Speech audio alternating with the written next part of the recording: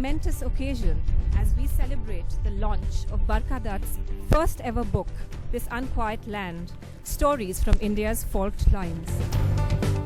And can I get straight to the point? Can you release the book?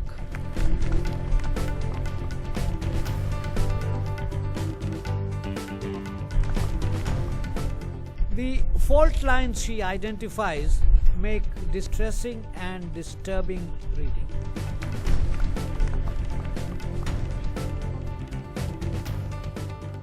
Vikram, it would be great if you could come up actually and read some excerpts from the book.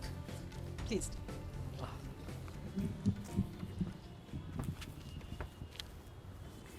This passage is from Barkha's own reporting at the front when she was in her 20s, talking to a young captain of 23 when she herself was 27. He spoke in brusque, staccato sentences, the matter-of-fact tone in dramatic contrast to the enormity of the moment. To some, he would have seemed clinically cold, his face and manner shorn of any obvious emotion. But all I saw was his lack of guile and the gentleness in his eyes. And as the roar of guns drowned out his voice to a barely audible whisper, he suddenly seemed childlike and vulnerable. Vishal Thapa, a captain with 16 grenadiers, was 23 years old. I was 27. It was the 3rd of July, 1999. This was the first war either of us had experienced. We were huddled together in the safety of a tiny underground bunker high in the Himalayas. In a space no larger than a double bed, 8 of us, soldiers and journalists, had been brought together by the vagaries of war in a moment of unlikely but intense intimacy. Outside, cloudbursts of orange lit up the skies over the mountains of Dras and Kargil as Indian soldiers fought to reclaim territory from Pakistani intruders.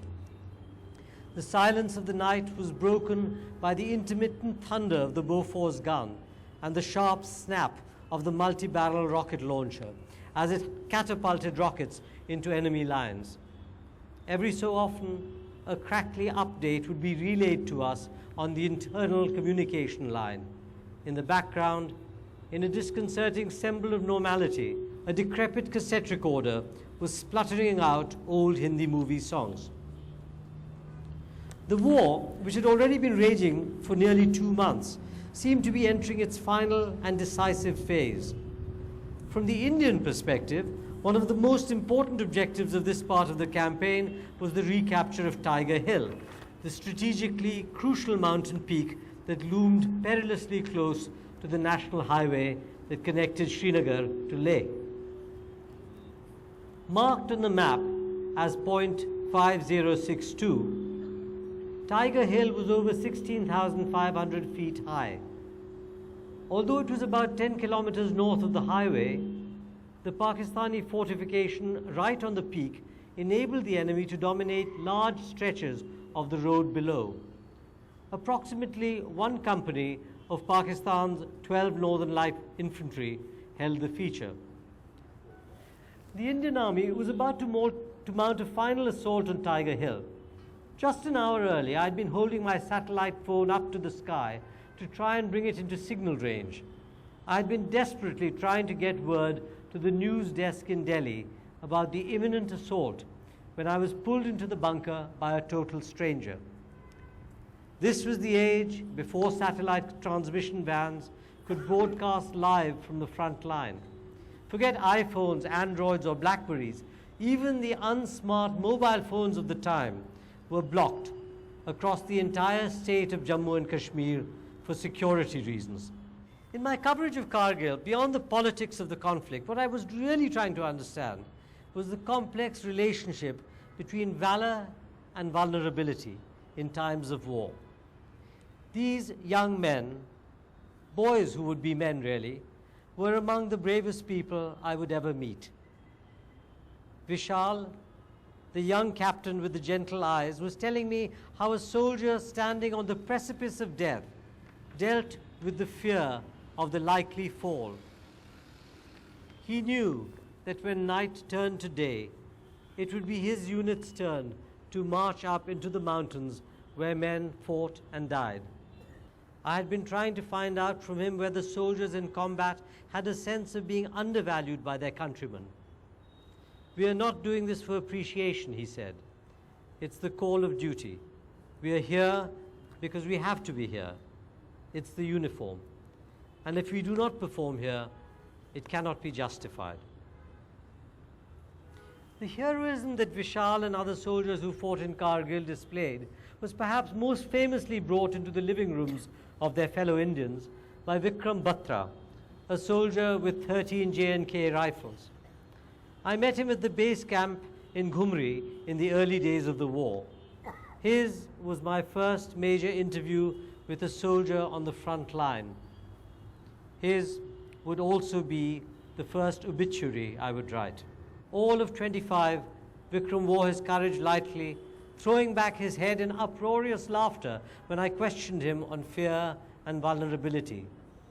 "Ye dil mange more," he said, with a toothy grin, borrowing from the lines of what was till then only a popular Kola jingle.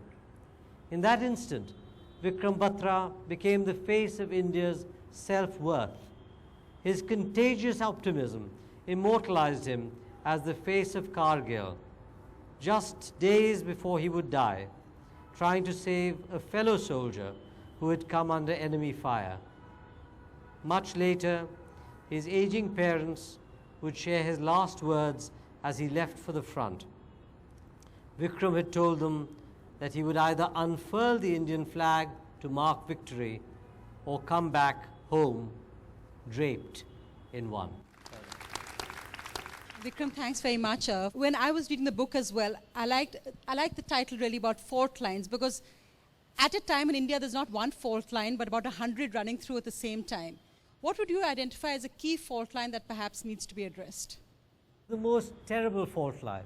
And at the moment, I do believe we are a tolerant country. I do believe that the basic tenor, both of the country as a whole and actually even of what is euphemistically called the majority religion, is tolerant.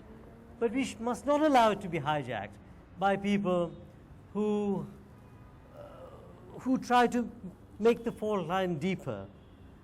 Any Indian who demeans another Indian on the basis of the food he eats, on the basis of the God he prays to, or on the basis of the person he loves, is not worthy to be an Indian leader. Let us please show India that what is most important is not yoga or the invention of the zero or IT. If there's anything the world can learn from us, it's how to get along with each other. It's this quality, how to get along in a crowded country with such diversity and yet be enriched by it, rather than to feel separated by it, rather than to feel antagonisms towards each other. It is this resource, this precious psychological resource, that we are most in danger of losing. Based on both hamdardi, based on both sympathy and on practicality. Let us, whatever we do, not lose that.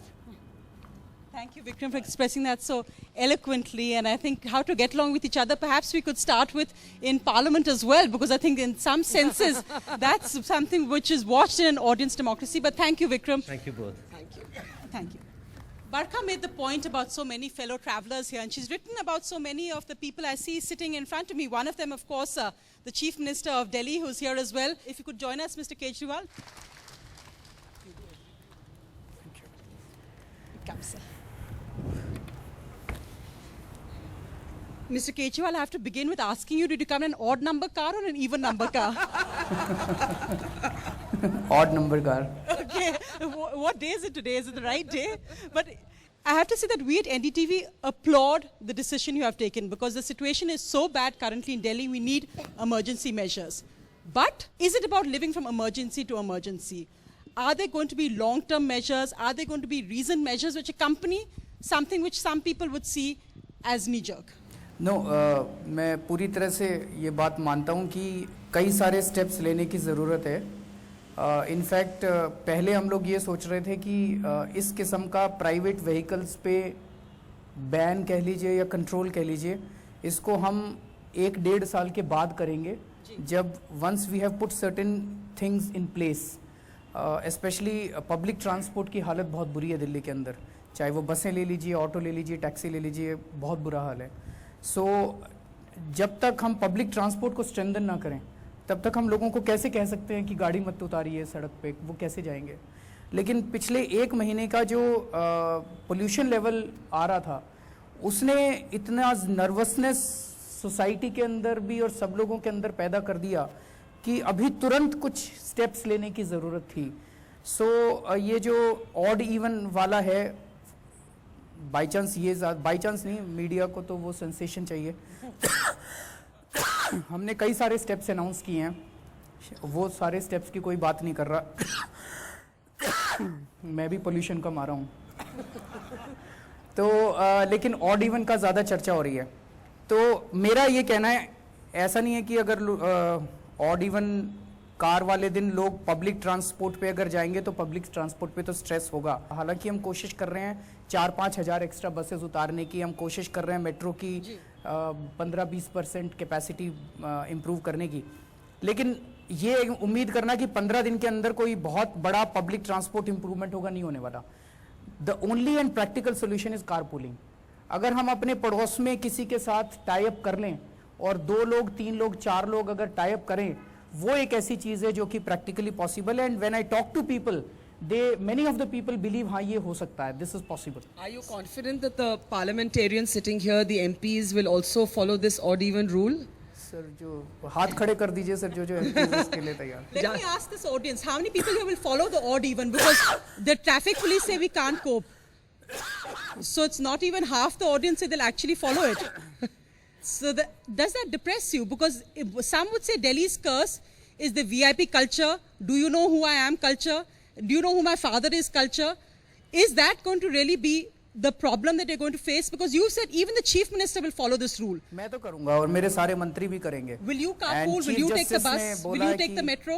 नहीं जरूर, मैंने कहा odd even, तो we will share the cars, carpooling करेंगे। जैसे कुछ ministers मेरे घर के पास, हम एक ही गाड़ी में जाएंगे, we will do that. And that is the practical. फिर से मैं ये कहने की कोशिश कर रहा हूँ कि अगर हम ये सोचें कि अब गाड़ी छोड़ के मैं पब्लिक ट्रांसपोर्ट पे जाऊंगा और मुझे तुरंत बस मिल जाएगी, तुरंत वो मिल जाएगी, इमीडिएटली ऐसा नहीं होने वाला।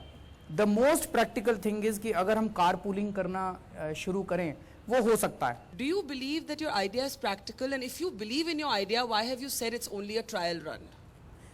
It's a trial run because पहली बार कर रहे हैं, बिना पब्लिक ट्रांसपोर्ट के स्ट्रेंथन हुए कर रहे हैं।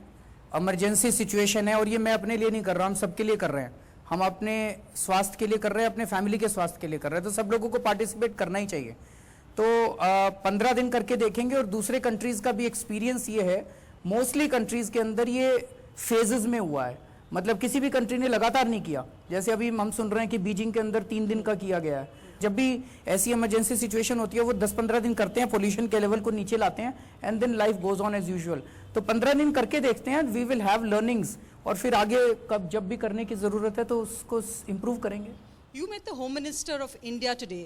Are you confident the police will support you? Because your government and the police have not had a good relationship at all. Police को करना चाहिए, मतलब पुलिस लोगों की सेवा के लिए है, and today Rajnath Singh ji has assured complete support. I'm going to bring you back to the theme of the book where Barkha talks of stories from India's fault lines. What would you define today as India's biggest fault line? आज की date में मुझे लगता है it's the sense of justice, जो कई जगह उभर के आ रही है। जो टॉलरेंस इंटॉलरेंस का डिबेट भी जो है, वो भी कहीं ना कहीं उस जस्टिस से रिलेटेड है, न्याय से रिलेटेड है। XYZ किसी व्यक्ति ने खड़े होकर बोला कि मैं या मेरा परिवार इनसिक्योर महसूस कर रहे हैं। अगर वो इनसिक्योर महसूस कर रहे हैं तो कर रहे हैं ना, मतलब वो बाकी सारे लोग उसके ऊपर जैसे आमिर खान ने कहा, अटैक करते हैं कि ये तो झूठ बोल रहा है, ये तो ऐसे बोल रहा है, ये तो वैसे बोल रहा है। ये ठीक नहीं है। वो जो सेंस ऑफ इनसिक्योरिटी माइनॉरिटीज़ के कुछ सेक्शन के अंदर वो लोग महसूस कर रहे हैं, वो मैं और आप तो महसूस नहीं कर सकते। तो अगर वो महसूस कर रहे हैं उसको हमें भी महसूस करके देखने की ज़रूरत है। और ये सबसे ज़्यादा ज़रूरत होती है, प्रशासन की जिम्मेदारी है, सरकार की जिम्मेदारी है उन लोगों को सुरक्षा प्रदान करना और उन लोगों को न्याय देना। जब न्याय खत्म हो जाता है तो बहुत सारी चीज़ें फिर टूटने लगती हैं। अरविंद, आपके बारे में कहते हैं you are one of our newest politicians, newest parties, newest politicians.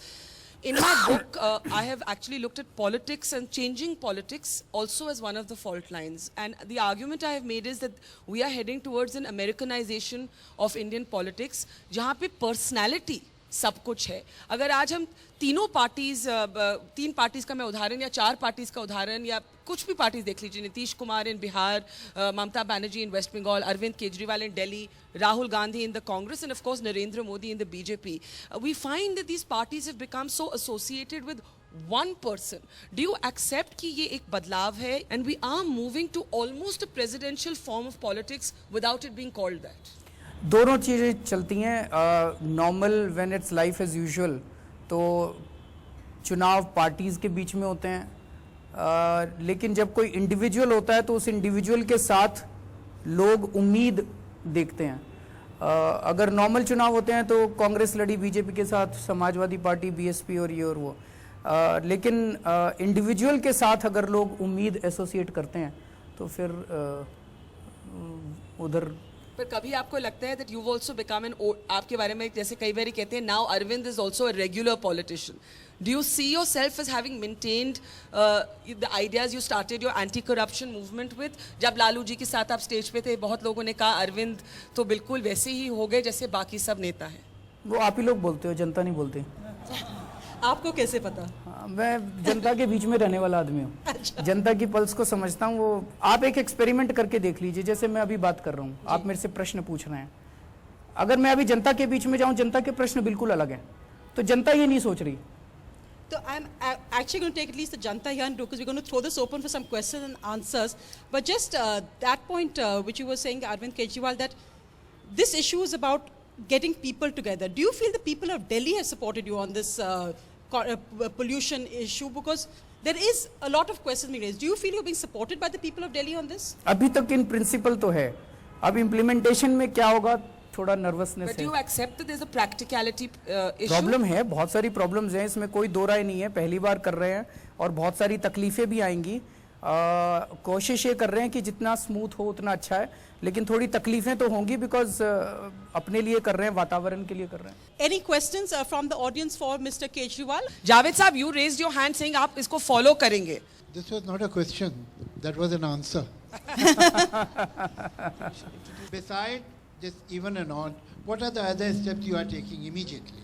हाँ सर, कुछ स्टेप्स मैं बता देता हूँ।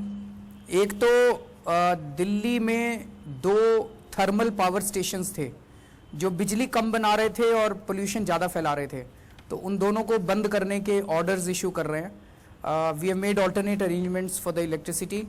दूसरा, कूड़े को जलाना रोकने के लिए हमने एक ऐप बनाया, कहीं भी आपको कूड़ा जलता हुआ दिखाई दे आप हमें बता दीजिए। तीसरा sir, 46% pollution according to IIT Kanpur study is because of the trucks which enter Delhi in the night.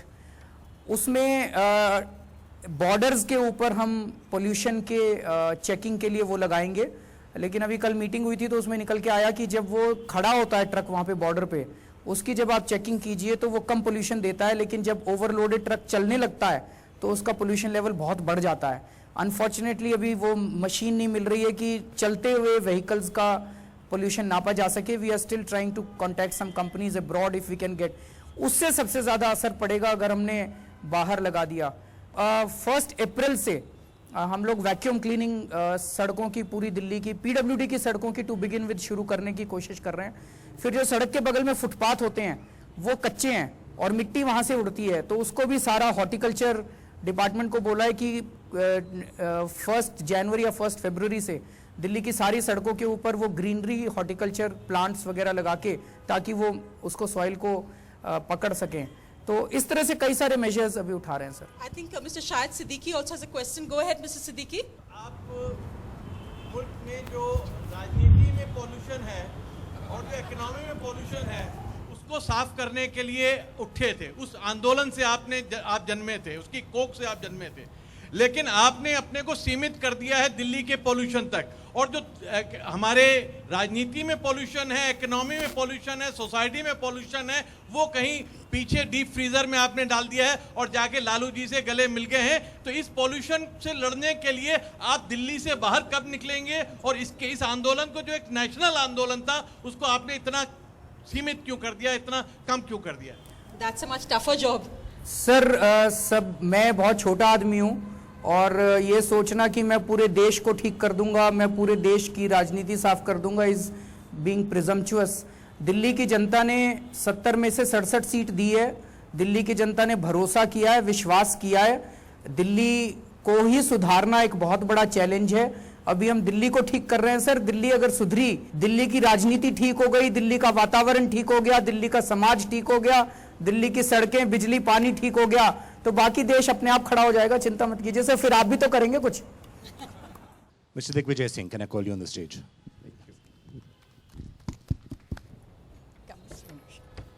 Mr. Singh, welcome. And I think perhaps it's only at Barkha's book launch that we're going to have you sitting next to Mr. Arvind Kejriwal, who you've described lovingly as a megalomaniac. Do you still have that view? No. I have known Arvind much before that, and let me remind him, I was the first person in this country who said instead of calling us politicians all kind of names, he should come into politics, and he took my advice. Okay.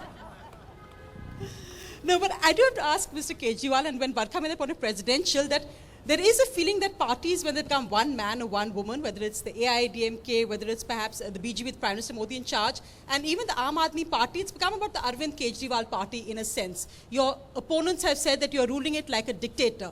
Do you need to be a dictator today in politics to keep a party together? पर जैसा मैंने कहा, वो आप ही लोग कहते रहे, तो जनता नहीं कहती है। Yogendra Yadav ji, Prashant Bhushan ji, your old friends and comrades, your old people who knew you and your RJ activists have said it. जितने लोगों को हमें क्रिटिसाइज करना होता है ना, अन्ना आंदोलन से ये चल रहा है। अन्ना आंदोलन में जब हम आए थे तो हमारे विरोधियों ने मेरी अगली पिछली 7 जन्म छान मारे कि कुछ तो निकले इसके खिलाफ। मुझे बताया गया कि जब मैं इनकम टैक्स में होता था, जो फाइलें मैंने डील की थी वो भी निकलवाई गई, कुछ नहीं मिला, तो फिर कहना चालू कर दिया कि ये डिक्टेटर है, फलाना है, डिक्टेटर। जी ने शायद वो ट्वीट किया था वो इनकम टैक्स के बारे में। No, but Digvijay ji, today you're saying that you thought Arvind should join politics, but did Arvind beat Rahul Gandhi at being the Rahul Gandhi he always said he would be? Well, I think putting it too simply, Arvind was launching a new party. On the contrary, Mr. Rahul Gandhi is a part of a political party which is more than 125 years old. So you can build a party from scratch, but to sort of reinvent a political party with such legacy is not easy. You mean to get rid of the baggage? Not really the baggage, but yes, reinvent. How has Arvind Kejriwal or Narendra Modi, both in different ways, changed the rules of old politics? Barkha, I was just listening to the discussion that why this whole country is becoming more of a presidential form of politics. Well, I think this cult, the principle of cult and this practicing of the my way or the highway. But the Gandhis are a cult. No, they have a history. Or they have built as a cult, certainly by their party. Yes, but at the same time, if you see this country, it has its own feudal character of personalities. And I think people are looking for leadership within the party and outside, so that they can sort of put their votes to them and probably deliver whatever their problems are.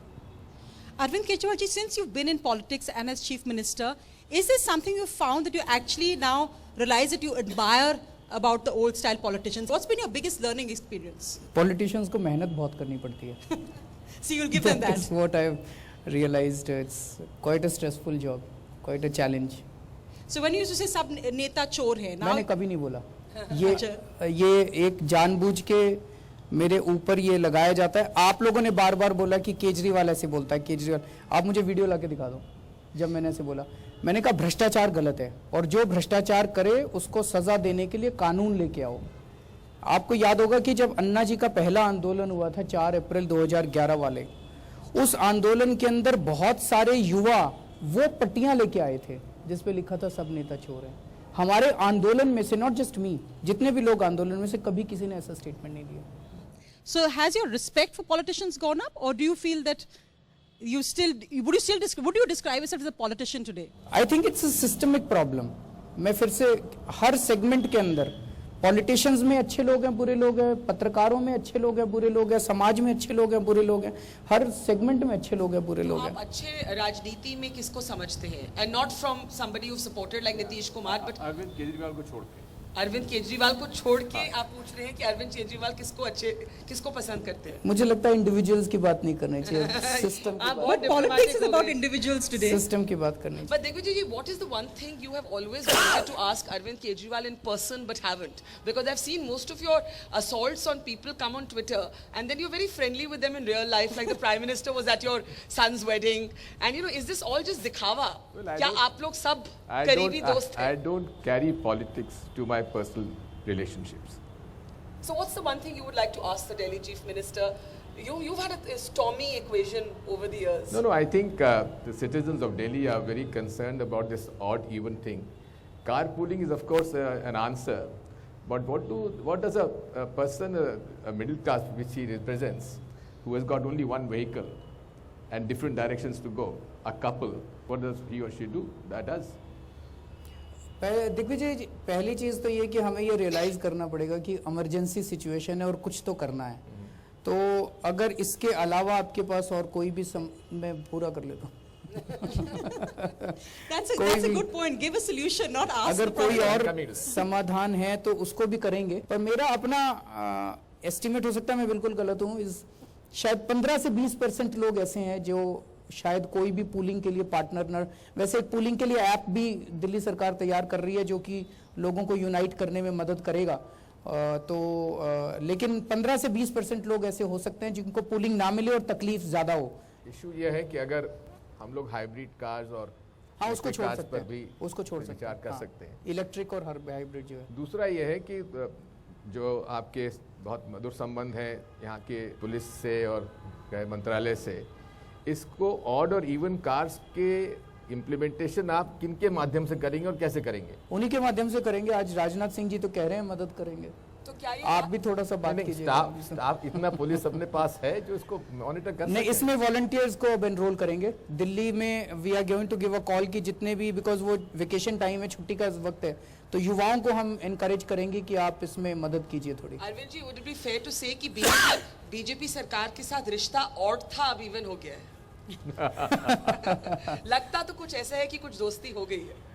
देखते हैं, आने वाला समय ही बता सकता है। Digvijay ji, when we speak of fault lines, one of the fault lines, of course, is our parliament. Our parliament and our politics has become a virtual battle zone, and right now we are seeing a very, very personalized battle unfolding in parliament over the National Herald controversy, where Sonia Gandhi is actually invoking her mother-in-law, and the BJP is, of course, hitting back and saying ये दामाद और बहू का बात नहीं है. So do you see the changing politics as much more vitriolic, much more rhetorical, जहाँ पे असली बात नहीं होती, issues की बात नहीं होती? It's almost like all of you are channeling your inner Amitabh Bachchan. नहीं, बरखा बात बड़ी साफ है. इसके मेरिट्स द केस में तो मैं नहीं जाना चाहूँगा, लेकिन उन्हीं की सरकार, मौजूदा सरकार के डायरेक्टर इन्फोर्समेंट ने पूरे केस को स्टडी करने के बाद कहा कि इसमें कोई केस बनता नहीं है और उसको हटा दिया जाता है, और दूसरे व्यक्ति आते हैं और उनसे फिर केस चालू कर हो जाता है. दूसरी बात, जिस प्रकार से निर्णय दिया गया माननीय न्यायालय ने, मेरा पूरा उनका सम्मान करते हुए इतना मैं कहूँगा कि जिस तरह की भाषा का उपयोग किया गया है उससे हमें ऐतराज़ है. जहाँ तक सोनिया गांधी जी का सवाल है, अगर वो अपनी मदर इन लॉ से प्रेरणा लेती हैं और उनके अगर जैसा वो कहती हैं कि मैं उनकी बहू हूँ, तो ये तो अच्छी बात, इसमें किसी को ऐतराज होना नहीं चाहिए। जज फैसला लेते हैं और आप बीजेपी को जज- कहते हैं वेंडेटा, तो देखिए, जज को आप बीजेपी का वेंडेटा नुमाइंदा नहीं, कह रहे हैं। मैं जज की बात नहीं कर रहा हूँ, मैं वेंडेटा बात कर रहा हूँ।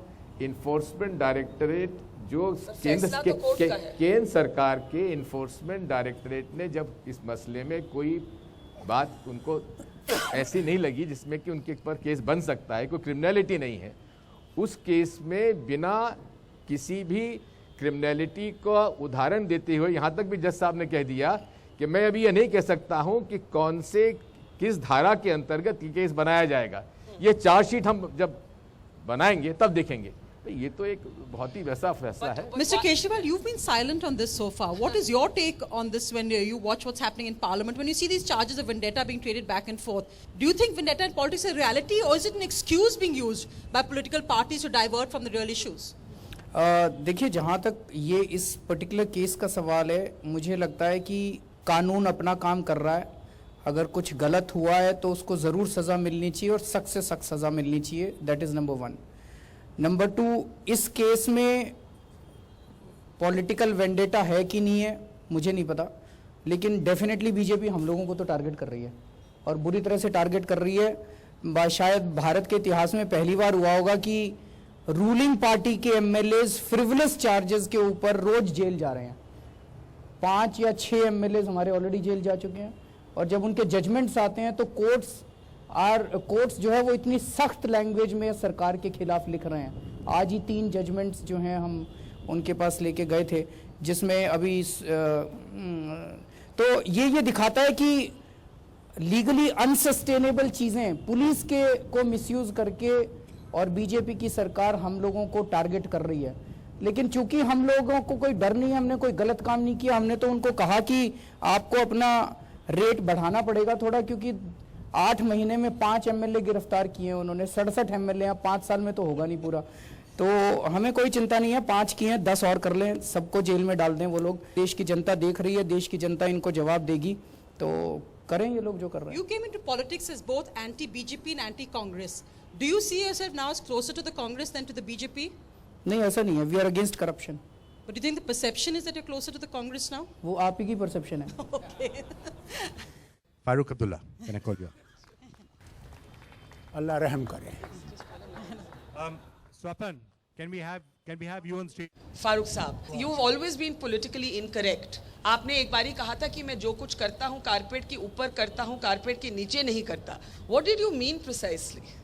I've always wanted to ask you this. जी कई साइंसदान हैं, they will forgive me, politicians. वो करते तो बहुत कुछ है, मगर कहते हैं कि वो बिल्कुल गांधी के चेले हैं। Who do you mean, Farooq Saab? अब देखिए, नाम मत पूछिए you have मुझे। your politically कल incorrect, आपके so you can name अखबार और names. आपका मीडिया मुझे ऐसा उछालेगा कि अल्लाह ही रहम करे। इसे ask me something which is, first of all, I'd like to correct her impression of some of the things that I've read in the book. One is about the plane being hijacked to Kandahar. Now the truth about it is that I was sitting in Jammu as the Chief Minister, and suddenly I have a visit from the Raw Chief, Dulat, with a band of about 20 people asking for the release of 3 top terrorists, one of them who had even shot my first cousin, my MLAs, and had numerous murders on his hands. So when they came, I gave him hell. And I said, I am not going to accept this. First time we did it, and I told you it will be the last nail in the coffin of India here. Now, this will be the end. So after about a couple of hours, I get a call from the cabinet. Who in the cabinet? Hold on, I'm telling you. Jaswant Singh Ji spoke to me, and you know how he used to speak. Phir, ye, and then, you know, he used to have gaps when he used to speak. So he told me the cabinet is here and they want these people to be released for this plane. I said, how are you going to fight terrorism? You're not able to fight them if you're just going to give in to them. Dekhiye, ye hai wo, and he handed the phone straight away to Advani ji. And I must say, frankly, the vibrations I got from when he spoke to me, that his heart wasn't in it, but the cabinet had forced him to do so. And I told him, look, I don't think I'm going to do this. And I told them, I am going to go to the governor and I'm going to resign, whether you like it or not. I am not going to be the one to dismantle India here. So I went straight to Girish Saxena, who was also a raw chief like you. And so Girish Saxena, very quietly, देखिए doctor साहब, मुल्क की ये हालत है. वहाँ people are doing dharna in the Prime Minister's house. I said, bugger the bloody dharna. Are you thinking of India or are you thinking of the damn dharna? We can't afford one bloody plane to blow up. The world will wake up and will say, no, good, you fought the bloody terrorists and you will win this war. But Farooq sir, that is one thing where I want to correct you. Second point I'd like to correct her is on Kargil. When Kargil war took place, you wouldn't believe how we were full of tourists and how they ran away. They thought, by God, the Pakistanis are right here and we are all going to die. I told them nothing's going to happen. So, with the GOC of the 15th Corps, I flew in an army helicopter to the front line, beyond Dras. There I met the brigadier. He said, we will win, but we will lose a lot of men because these people are sitting in our bunkers. They are at the height and there are no trees to protect us and we have to climb this hill. Number of those soldiers will be killed, but we will finally take it over. I asked him, what do you want? He said, if I have air support, we'll be able to knock them far quicker. From there, I flew to Dras where you were. First of all, let me congratulate you on one point. You took that war to every house, to every छोटे से छोटे वो जो है झुग्गी झोंपड़ी, वहाँ लोगों को लगा कि हमारे सिपाही क्या कर रहे हैं और हिंदुस्तान कैसे अपनी सरहदों को प्रोटेक्ट करने के लिए जान दे रहे हैं. That was the greatest thing. But I must correct you also here. Your book corrected that. फैलाया गया था कि जहाँ ये बरखा वो कर रही है, बोल रही है, wherever she's beaming this from, those people are picking it up and they are bombing those areas exactly where Barkha is. This you have cleared. I'm glad you have cleared that it did not happen. They anyway were going to bomb those areas.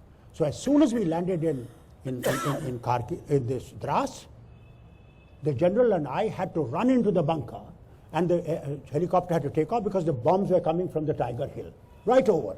Those of you, I would love you to go to Kargil in the summer and see those spots. जब मैं वहाँ से पहुँचा, वहाँ भी brigadier साहब थे. मैंने पूछा, what do you want?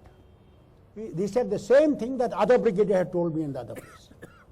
Immediately on landing in Srinagar, I flew to Delhi and met the Prime Minister. Bajpayee ji was the Prime Minister. And as I was walking in, the Air Chief Tipnis was walking out. So जब मैं पहुँचा, तो there was Home Minister, there was Bajpayee ji, there was Brijesh Mishra. So I told him what I had told these people here, exactly what I saw there, and that we need air support. He said, oh, Tipnis has just gone. I said, I saw him going. He said, call him back. He was brought back. And there, he said, Farooq Saab, zara repeat kijiye jo aapne mujhse kaha.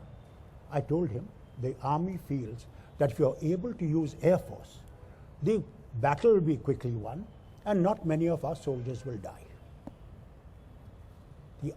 Thank God Tipnis is alive, ask him. And Tipnis said, no, if we do this now, our fighter aircrafts will cross the LOC. It will be an internationalized fight then. Then we have to fight, it'll open all the borders. I said, tell me, did they ask our permission when they walked about 50 miles into our territory? Did not Pakistan think that it will internationalize, the war will open on a much bigger scale? Did they ask our permission to come into Dras and all these areas? I must congratulate Bajpayee and how great a leader he is. But can I ask And you the man said to him, take your Air Force, I as Prime Minister of India order you.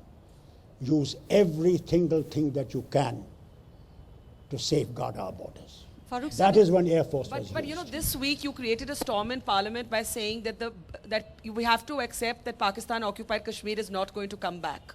And there was a huge outrage. You were trending They'll on always Twitter. be. Whenever you say the truth, there'll always be So you bloody stand by outrage. those comments? As Kejriwal said, they'll always grab. Is there any other solution? Tell me.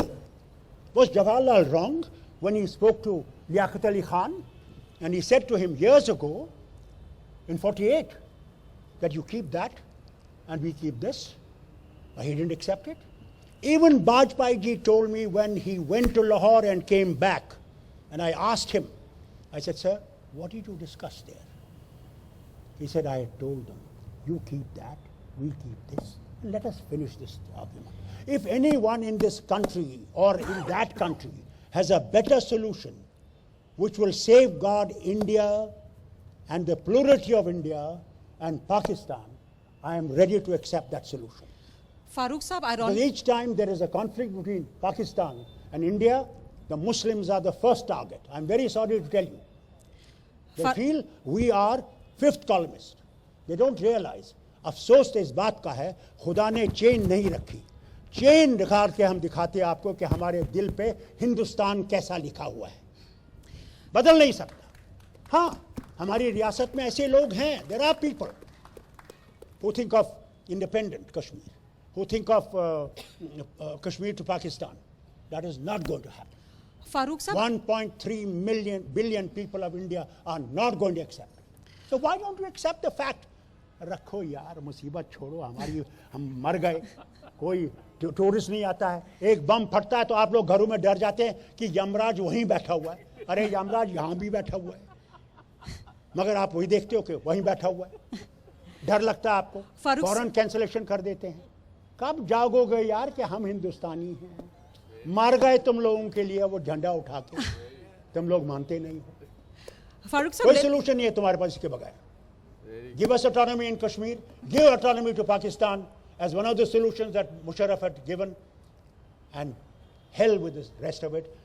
Let us get out of it. Farooq Saab, do you welcome the fact that Sushma Swaraj is currently in Pakistan, and do you regret that perhaps the UPA didn't have the guts to go against what was seen as public opinion and Prime Minister Manmohan Singh go to Pakistan, because that was a wish he'd expressed many times. In front of him, one of the big things I really admired when he went to Sharm el-Sheikh and that thing came out there.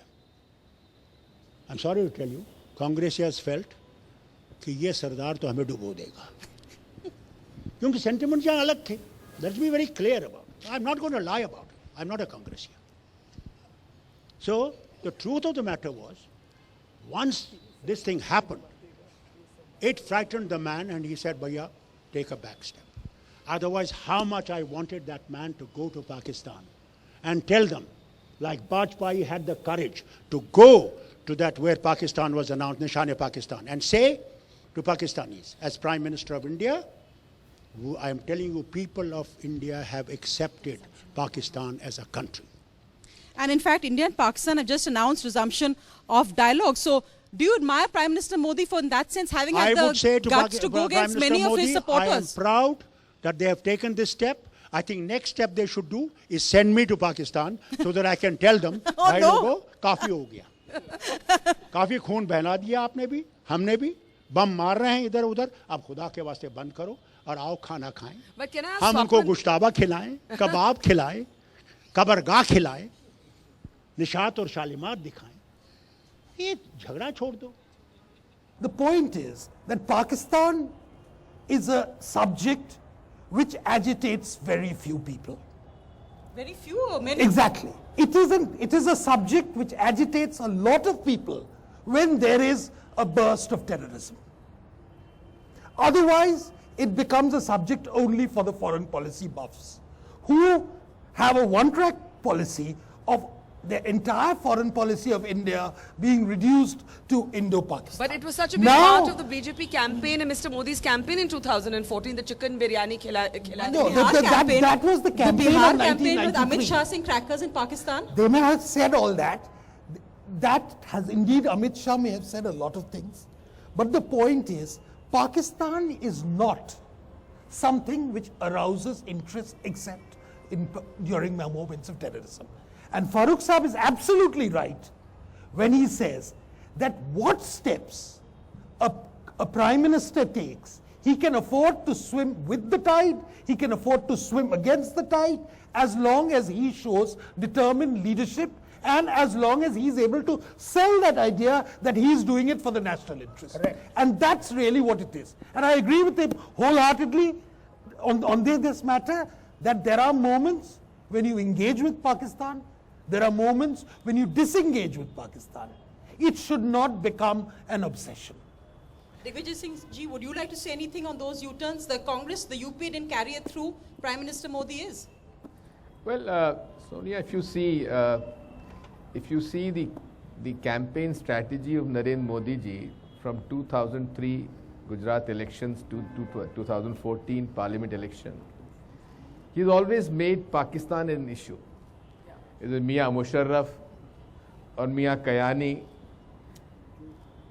then chicken biryani and things like that. So I don't agree with what Swapan has said, that Pakistan is not an issue. Pakistan and India relationship is certainly an issue to the international scene. We can't sort of brush it aside.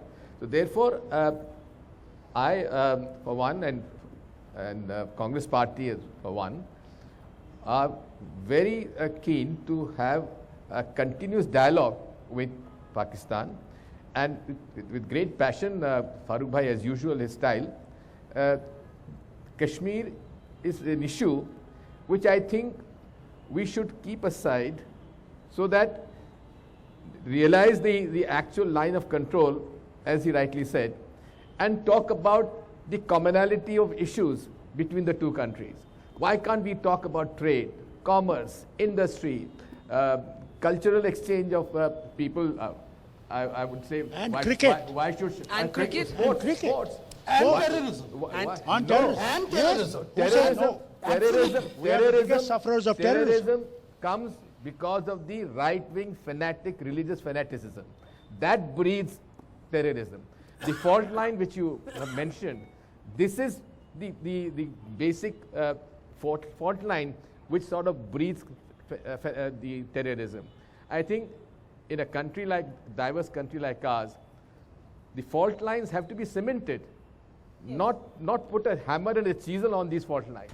And this is what we have been saying, that this country needs more hamdardi than anything else.